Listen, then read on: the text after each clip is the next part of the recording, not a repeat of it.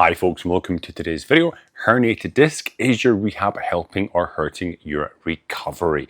Now I'm going to be diving into some interesting aspects of rehabilitation, and if you're doing too much, not enough, and what could be hurting your recovery back to being pain-free. But before we dive into today's video, I just want to let you know that I make a lot of great content for folks out there suffering with low back pain problems such as herniated discs, bulging discs, lumbar stenosis, lumbar arthritis, sciatica. If that is you, then hit that subscribe button. You can get notified and upload some great content to get you back on the road to pain-free living. But without further ado, let's jump into today's video. So folks, something a little bit different today. I want to talk a lot about people's rehab plans and if it's actually helping or potentially hurting you, okay? I get this a lot from the people I work with on my free discovery calls, where I give free advice to people with low back pain problems or even cervical disc problems as well. I also help with. And they've read some books, they've watched various YouTube videos, maybe been to physio, and they're prescribed exercises, stretches, etc. And they're doing them every day. Now, I do know there are certain books out there which tell you to do certain exercises every day, every day, every day. However, for the majority of people out there, we are very sedentary people nowadays, okay? A lot of people are desk-bound jobs, they're not exercising, they're not walking very far, they're not doing any active sports, etc. So if you tell somebody to be doing, side planks every day, front planks every day, bird dogs every day, and not just once a day, like 2, 3, 4 times a day, their body will not handle it, okay?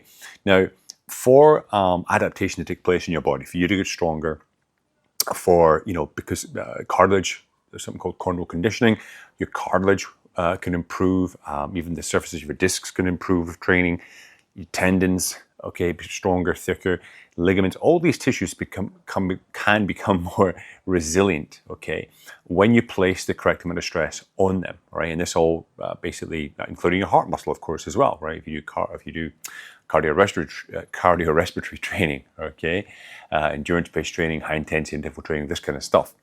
But for adaptation to take place, the stress must be enough, okay, on the body to cause some breakdown. But then you need to have this rest period or recovery period where the body gets a chance to build itself back up and above where it was before. So when you place the stress on it again, it breaks down, okay, you recover and you come back at a higher. So you get this kind of like zigzag fashion, all right? Now, we call this kind of adaptation process or the kind of planning of this process, it's called periodization, and it's basically developed back in the times of the Soviet Union. And they would sort of put their athletes for the Olympics on sort of 10-year programs, and everything would be broken into microcycles, macrocycles, mesocycles. And this would be blocks of training where load and intensity would change as they get closer to competitions, as they get older in age as well, and they would taper things in the off season, etc. So there is a lot of science behind this type of training. However, what I've noticed myself is, and I come from a strength training background, strength coach background, is that methodology has not been carried over into rehabilitation as much. Okay, I don't know why, but I get a lot of people coming to me saying, I'm doing this every day, I'm doing that every day, but I'm still in pain, I'm stuck. And this is a very common problem, is people get stuck with the rehabilitation. They get to a point and they don't get any improvement. And I've had a lot of clients who have been in this position, have come to me and I said, look, tell me what you're doing. I said, okay, you need to take 2 days, right? Take 1 day completely off, and that other day, maybe sometime during the week, take a small break, okay, just make it an easier day, all right? Now I'm gonna break down more of what a week would look like in just a second, okay? So very important information for you. If you are in your rehab program at the minute, okay, the next piece of advice is gonna be very useful for you to progress it, okay? Because the many people who say to me, I can do more, I can do more, I can do more, right? And when we're coming back from this injury, which I've done twice now, you want to create almost a pain-free kind of, workout that you can achieve, right? And then you can build upon from there. So my rules generally go like this, okay? When you start a new rehab plan, right, it might be 5, 6, 7, 8 exercises, whatever it is you've got, you do it 1 time in that day. Now, you should do it at the time you have the least amount of pain typically in your day, okay? Now, for most people, that's going to be most likely anywhere from about lunchtime to early evening, right? I would say to you, do not do your exercises, your rehab, stretching, mobility first thing in the morning or within the first 3 or 4 hours of the morning. Okay, I won't go into the physiology of that, but best to avoid that period of time. Okay, so you're going to do your exercises at the time you have the least amount of pain in your day typically. I would do those exercises, do my program. I would wait 1 to 2 days. How did my body react? Was there any uptick in pain? If there was a small uptick in pain, which can happen on the day you work out or the next day, it's quite common. This is mainly the body's reacting, adjusting to what you've done to it. I always say to people, look, having pain the next day is completely normal. So I'll call it day 2. On day 3, okay, of doing nothing else, you had those 2 days off, the pain should start to come down, okay, or should even be back to normal where it was before. You're safe to then do the workout again, okay? And then this time maybe take 1 day off, okay? Because what we're trying to do is, what I like to encourage people to do is I break down doing the rehab work. When I say rehab, I mean like strength training work on 1 day. The next day doing more of the kind of mobility, flexibility, decompression work, okay? Then your strength work and your mobility, decompression work. So you're probably doing working out, like actively moving your body, rehab exercises, other exercises for legs, upper body, 3 days a week.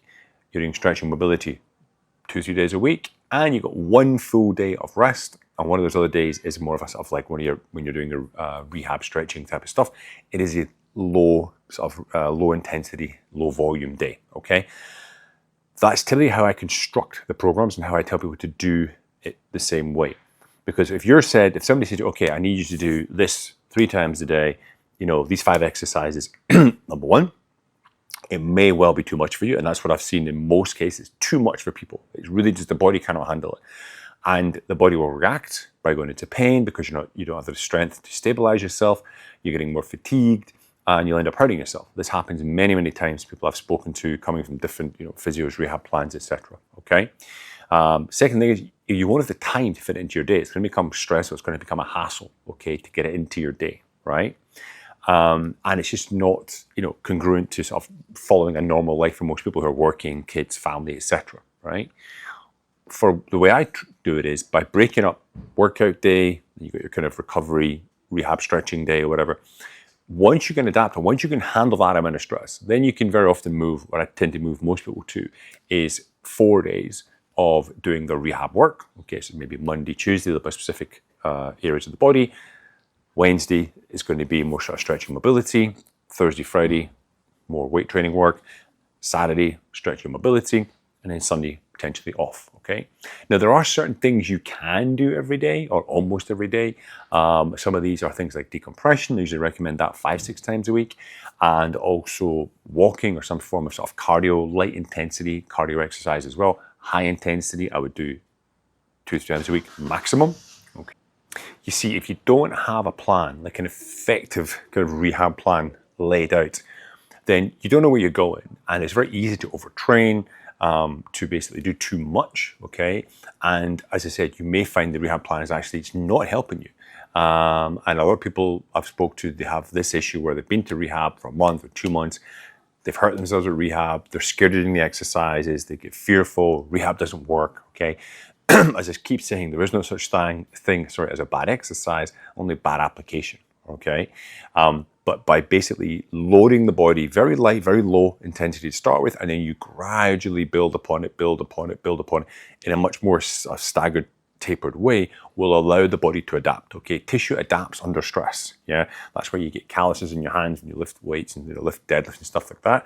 The body adapts to that stress, it forms like a little callus. Same thing happens physiologically within the cartilage, okay? There's the sort of tougher points of the cartilage from runners where the heel impact, okay? There's a point on the kneecap, which is sort of more dense, if you will, the cartilage. So the cartilage becomes used to it, chondral conditioning. Muscles get bigger, muscles get stronger, tendons get thicker.